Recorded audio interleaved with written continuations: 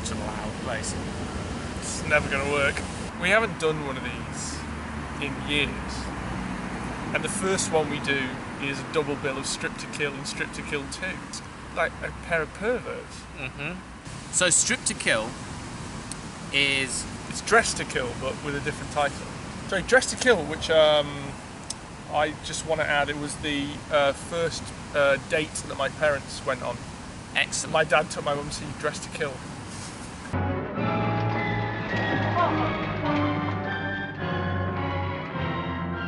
Where are you taking me tonight? Do you like Nancy Allen and Angie Dickinson? I've got a movie for you. We're not talking about Dress to Kill, we're talking about... There's going to be one a minute. It was directed by Kat Shea. S-H-E-A. Shea. Kat Shea, who had to convince Roger Corman to do it. She directed Carrie 2. Oh, yeah. The Rage, or whatever it's called. Yeah. All the Rage, Carrie 2. Someone's coming. Is that one of her earlier films? She came up with the idea after visiting a strip club with her husband. Right. And said, wow, these were in interviews. She goes, the talent of these women. She knew Roger Corman. So she convinced him to make a serial killer movie set in a strip club. And the story of Strip to Kill 1 is well, it's Dress to Kill, but Yeah. it's set in a strip club, and the strippers keep being murdered.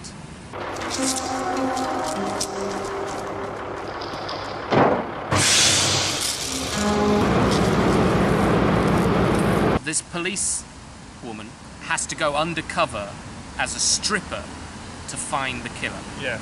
I do remember that. And what's stupid is she does a really bad audition where she can barely dance. And it's sort of embarrassing, and she still gets the job. Odd. This has more stripping in it than you'd expect. For a film called Strip to Kill, it has a lot, doesn't it? It's low on kills, high on strips.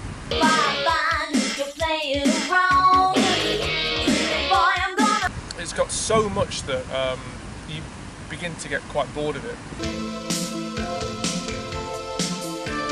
Each stripping sequence is about 5 minutes long, and then there'll be a 3-minute sequence to deal with the plot, and then there's another striptease. And it gets really boring.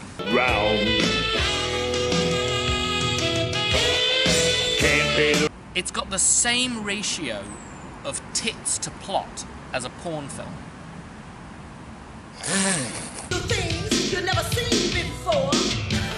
Her love interest. I can't remember a thing about this movie. We only watched it a couple of weeks ago.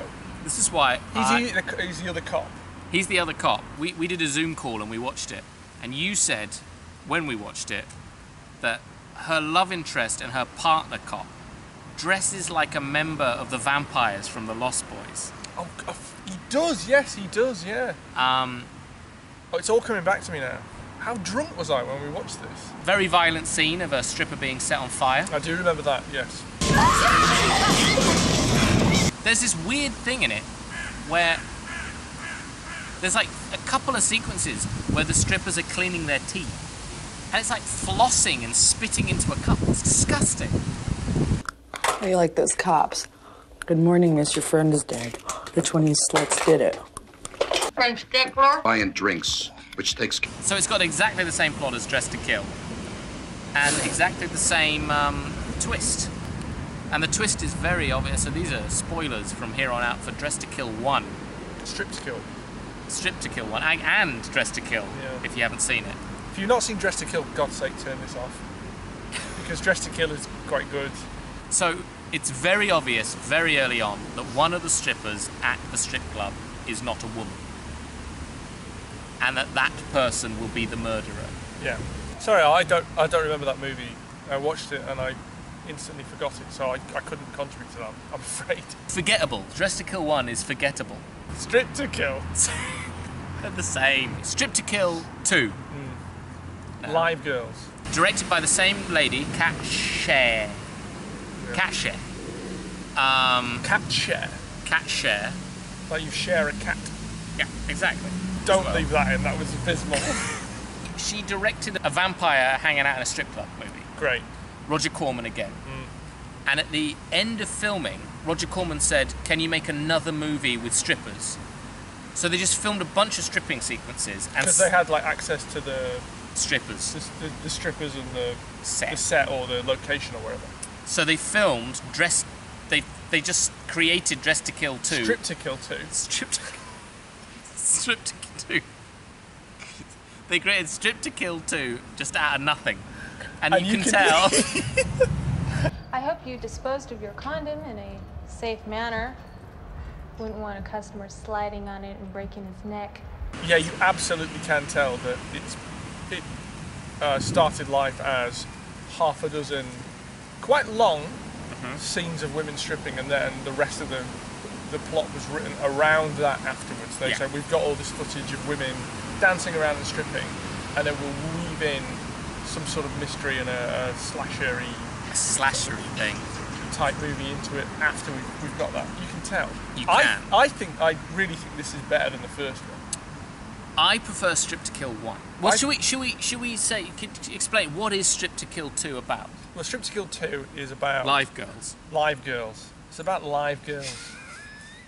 So, Strip to Kill 2, Maria Ford plays the stripper, and she is living. Where the fuck is it set? California. I don't know. Anyway, so she has a very intense dream one night about one of her stripper colleagues being murdered.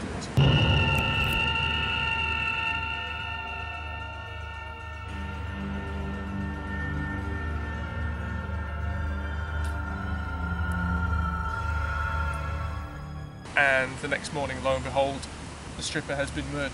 Oh my God. And so the whole thing is that she keeps having these really, really intense dreams about strippers at the club where she works being murdered, and then the next morning it turns out one of them has been murdered. Oh my God. In the way that she dreamed it would happen, and she's concerned because she thinks she's responsible somehow. She thinks she's sort of doing it in her dreams, and that's basically it. That is it. Yeah. Yeah. It's not like Dress to Kill at all. It isn't, no. It's nothing like Dress to Kill. No. It's not really anything like Strip to Kill. I would rather watch this than the first Strip to Kill again. If you made me sit down and watch one, I would rather watch the second one. I quite like it because it's got so many obvious faults with the script, the dialogue, the acting. The reason you got dumped is because you're a bitch, slut. But where it becomes watchable, if not outright any good, is that they clearly, obviously, as you said, the way that they built the film was they just spent a couple of days filming all these stripping sequences. I think a day. Or a day, and said, all right, we'll do something afterwards. But unlike the first one, where the stripping sequences are just these really grindingly boring scenes where women give men lap dances. Dance around in a club.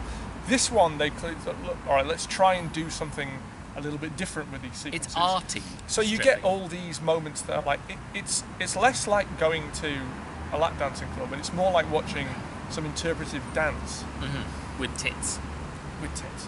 So you get all these moments, so people sort of moving around and like, in body paint and all these quite sort of interesting costumes, sort of odd lighting. Some of it looks like a sort of old, German expressionist horror movie. True. It's sort of Dr. Caligari style. So you get these interesting sequences that, in and of themselves, I mean, there's not a lot going on. It's this sort of slightly beguiling mixture of just sleaze and interpretive dance. So everything looks like a mixture of a Kate Bush video and a Motley Crue video. That's a good way of putting it, yeah. And there's a dreamlike quality to a lot of it because some of them are dreams. Asleep. The scenes where people are dancing around in this sort of cheap gothic cardboard prison in black and white with the wind howling and stuff is more a interesting. little bit more interesting than most of what happens in the first one for me. I would say this has become Strip to Kill 1 versus Strip to Kill 2. It has, yes. But and that's what this video shall be named. I'm all in for number 2. I'm all in for number 1. My main reason being, if you watched a film called Strip to Kill, you get killings in Strip to Kill 1. You get killings in Strip to Kill 2. Yeah, they all get killed the same way. Which is classy. It's a really... It's a razor blade in the mouth and a across the throat. Yeah. And then there's Kate Bush tits video. Strip to Kill 1, yes, it's gratuitous. And there's too many stripping sequences. But if you're sitting down to watch a film called Strip to Kill, I think you get a little bit more what you asked for. It'd be like getting RoboCop, but it's like RoboCop sort of like a Kate Bush video. I want RoboCop. I mean, I see what you mean. Wasn't a great point. I see what you mean there. And yes, I accept that point, that if you watch a movie called RoboCop, you want a RoboCop, not a Kate Bush Video. Motley Crue video. Imagine watching RoboCop and it's, instead of it being this fantastic, you know, grossly violent, exciting sci-fi satire, it's just a robot cop sat in a chair for 2 hours doing nothing. And you got your robot cop, but it's really fucking boring. And there's another movie called RoboCop, which is just women in 90s dancing across the moors. You know what? They didn't give me a robot cop, but it was more exciting than the desk Johnny robot who just books people in at the station. Fair enough. You win.